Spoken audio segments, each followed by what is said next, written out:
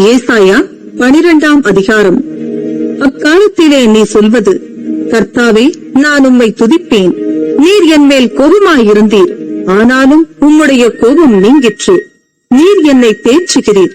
இதோ தேவனே என் ரட்சிப்பு. நான் பயப்படாமல் நம்பிக்கையாயிருப்பேன். கர்த்தராகிய யெகோவா என் பெலனும் என் கீதமுமானவர். அவரே எனக்கு ரட்சிப்புமானவர். நீங்கள் ரட்சிப்பின் ஊற்றுகளிலிருந்து மகிழ்ச்சியோடே தண்ணீர் மொண்டு கொள்வீர்கள். அக்காலத்திலே நீங்கள் சொல்வது, கர்த்தரை துதியுங்கள், அவர் நாமத்தை தொழுது கொள்ளுங்கள். அவருடைய செய்கைகளை ஜனங்களுக்குள்ளே அறிவியுங்கள். அவருடைய நாமம் உயர்ந்ததென்று பிரஸ்தாபம் பண்ணுங்கள்.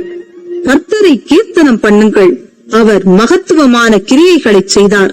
இது பூமியெங்கும் அறியப்பட கடவது என்பீர்கள். சீயோனில் வாசமாயிருக்கிறவளே, நீ சத்தமிட்டு கெம்பீரி. இஸ்ரவேலின் பரிசுத்தர் உன் நடுவில் பெரியவராயிருக்கிறார்.